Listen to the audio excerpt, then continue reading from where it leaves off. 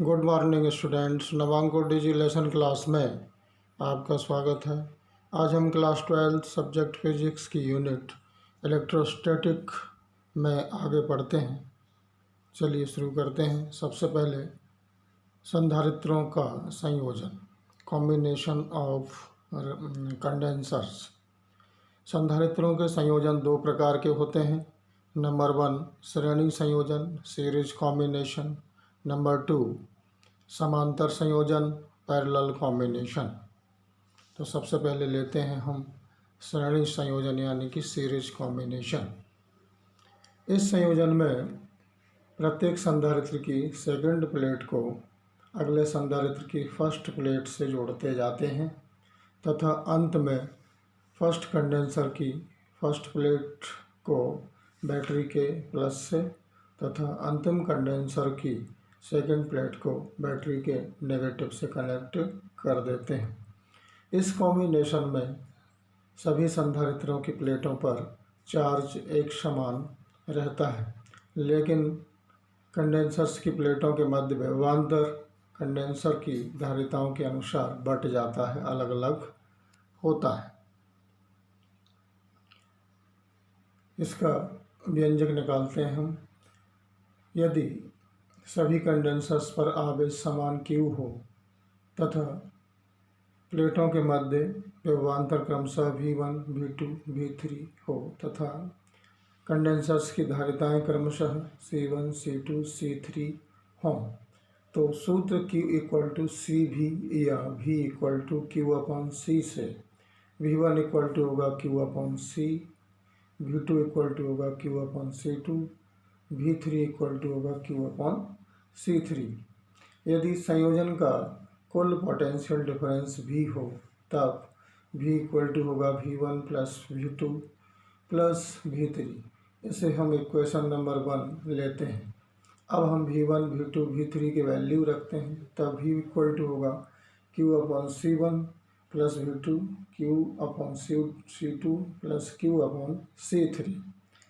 यदि संयोजन की कुल धारिता यदि हम लेते हैं कि यहाँ पर तीनों कंडेंसर्स का जो कुल कैपेसिटेंस है वो C है, तो उस कंडीशन में हम फार्मूला लिख सकते हैं V equal to Q upon C।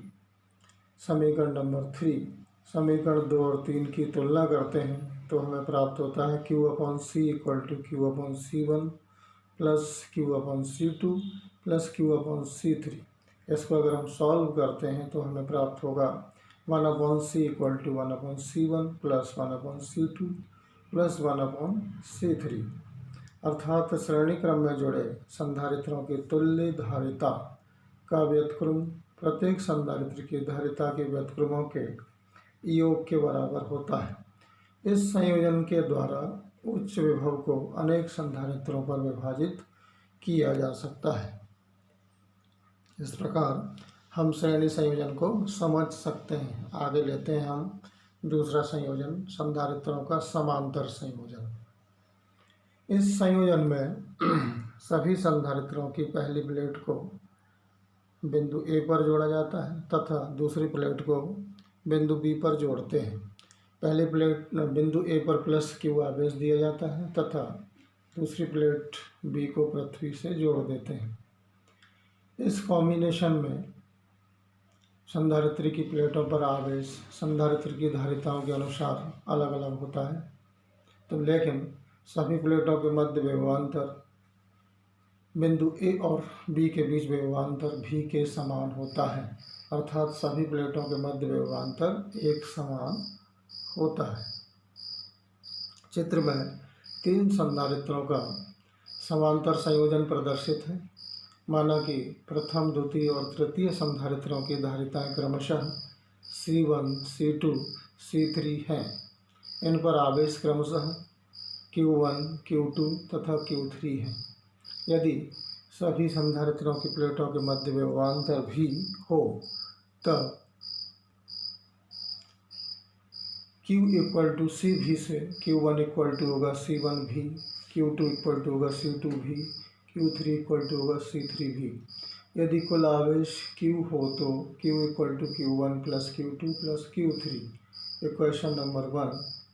या Q1 Q2 Q3 की हम वैल्यू रखेंगे तो हमें प्राप्त होगा Q equal to C1V plus C2V plus C3V। Equation number 2।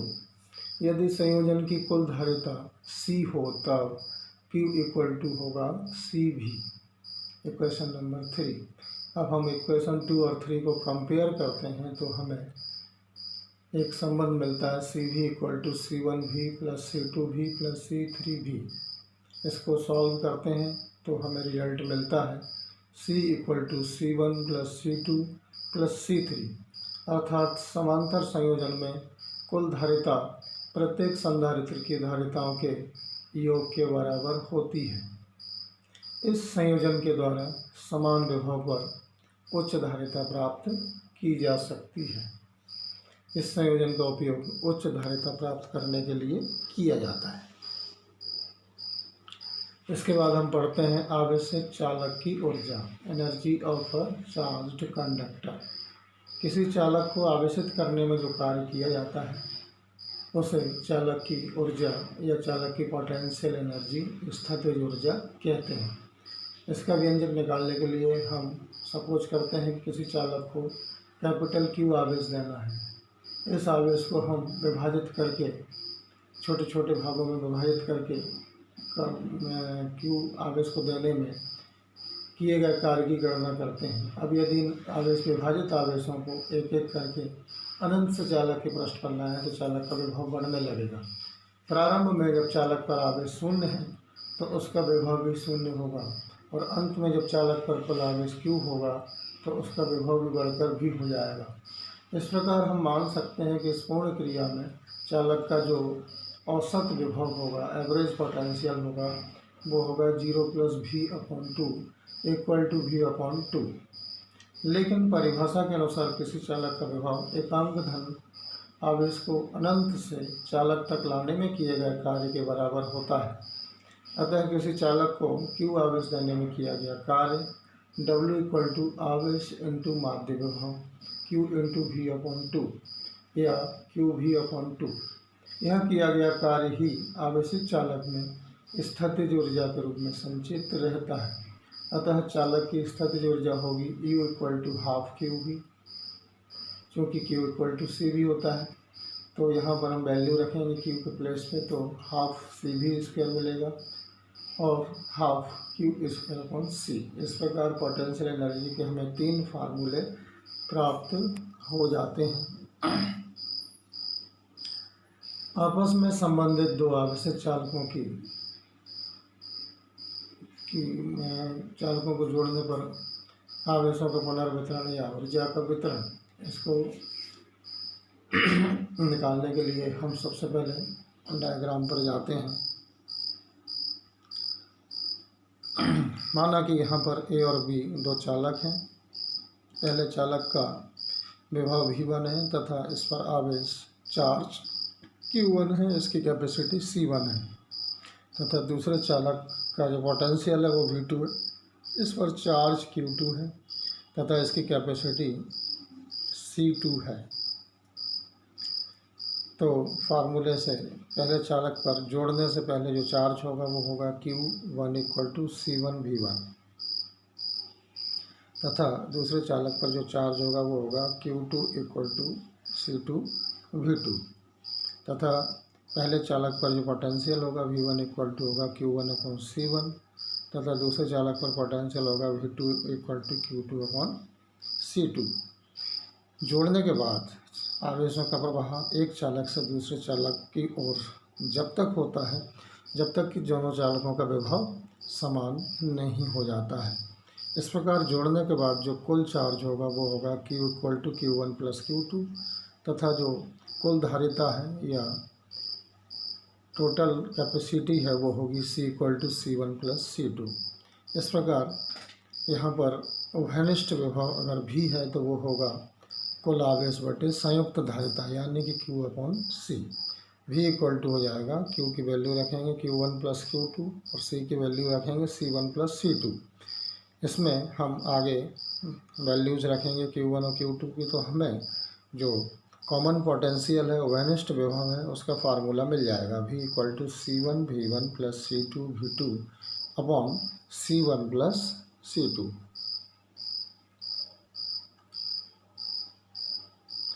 इसके बाद दोनों चालकों को जोड़ने पर जो आवेशों का पुनर्वितरण होता है, रीडिस्ट्रीब्यूशन होता है, उसका व्यंजक निकालते हैं। तो इसको निकालने के लिए सबसे पहले बात करते हैं, जोड़ने से पहले चालक A की स्थितिज ऊर्जा जो होती है हाफ C1 V1 स्क्वायर, चालक B की स्थितिज ऊर्जा हाफ C2 V2 स्क्वायर। इस प्रकार जोड़ने से पहले बिफोर कनेक्शन जो टोटल पोटेंशियल एनर्जी होगी वो होगी E equal to half C1 V1 square plus half C2 V2 square. इस प्रकार जब दोनों चालकों को किसी चालक तार से जोड़ दिया जाता है तो उस पर कॉमन पोटेंशियल हो जाता है V, जिसका वैल्यू हम पीछे निकाल चुके हैं। उसका मान आता है V equal to C1 V1 plus C2 V2 upon C1 plus C2। जोड़ने के पश्चात दोनों चालकों की जो टोटल पोटेंशियल एनर्जी होगी वो हो जाएगी U dash equal to half C1 V square plus half C2 V square या half C1 plus C2 into V square. यहाँ पे V की वैल्यू रखेंगे equal to half C1 plus C2 C1 V1 plus C2 V2 upon C1 plus C2 का whole square equal to half C1 V1 plus C2 V2 का whole square upon C1 plus C2। इस प्रकार यहाँ पर जो ऊर्जा की हानि होगी डेल्टा U वो होगी जोड़ने से पहले ऊर्जा U माइनस जोड़ने के उपरांत ऊर्जा U डैश। तो जोड़ने से पहले एनर्जी कितनी है half C1 V1 square plus C2 V2 square minus half C1 V1 plus C2 V2 का whole square upon C1 plus C2। इस प्रकार हम इस स्टेप को सॉल्व करते जाएंगे। तो इस प्रकार हमें लास्ट में एनर्जी लॉस के लिए जो व्यंजक मिलेगा वो होगा delta U equal to C1 C2 upon 2 C1 plus C2 V1 minus V2 का होल स्क्वायर। यही दो चालकों को आपस में जोड़ने पर जो ऊर्जा की जो हानि होती है, एनर्जी लॉस होता है, उसी का फार्मूला होता है। यहाँ पर जो एनर्जी लॉस होता है वो चालक तारकों में ऊष्मीय ऊर्जा के रूप में होता है या ध्वनि ऊर्जा के रूप में होता है।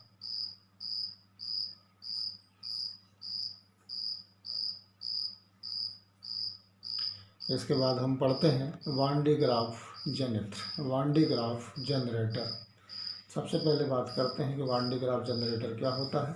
यह एक विद्युत उत्पादन मशीन होती है जिसकी सहायता से लगभग 10 मिलियन वोल्ट तक का पोटेंशियल डिफरेंस उत्पन्न किया जा सकता है, जो विभवांतर उत्पन्न किया जा सकता है।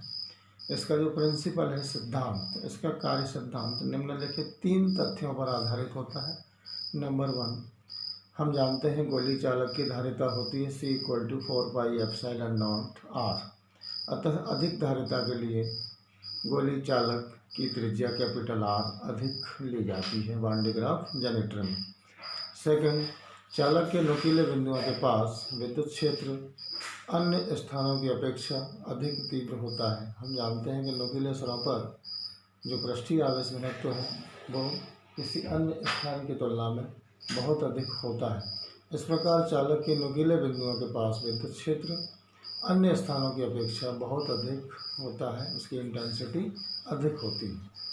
यदि 2 सकेंद्रीय खोखले गोलीय चालक जिनकी त्रिज्या क्रमशः स्मॉल r व कैपिटल R हैं, जहां capital R is greater than small r, तथा इन पर आवेश क्रमशः स्मॉल q व कैपिटल Q है, तो इनके मध्य विभवांतर VR minus VR equal to होता है 1/4 pi epsilon naught Q 1/R minus 1/ capital R होगा, जो कि सदैव पॉजिटिव होगा तथा यह बाहर के गोले पर निर्भर नहीं करेगा। इसके बाद बात करते हैं वान डी ग्राफ की संरचना के बारे में।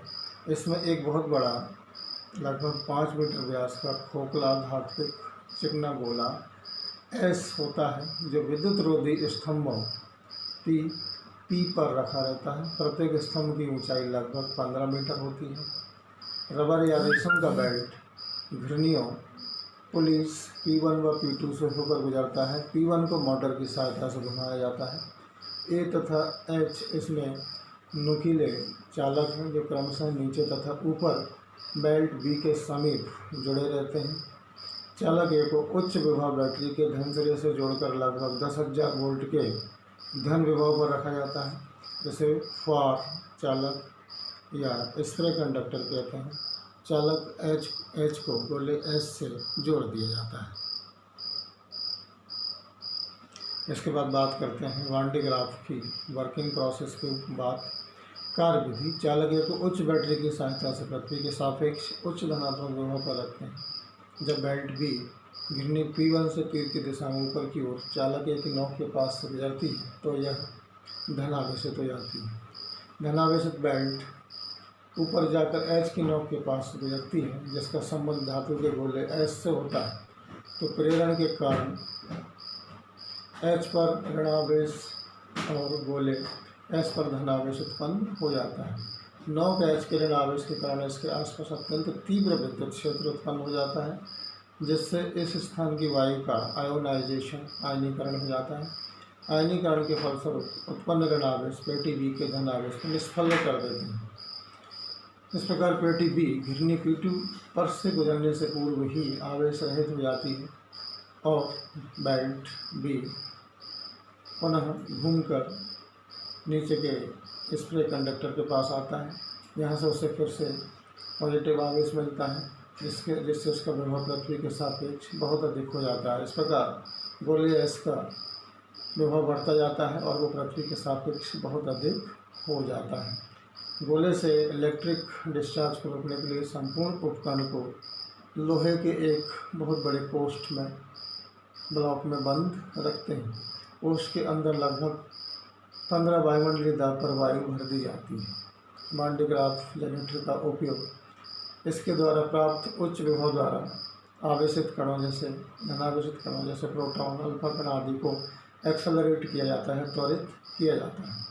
इसका दोष: इसका आकार बड़ा होने के कारण यह असुविधाजनक होता है तथा इसका विभव बहुत अधिक होने के कारण यह खतरनाक भी होता है। इस प्रकार यहाँ पर इलेक्ट्रोस्टैटिक समाप्त होती है।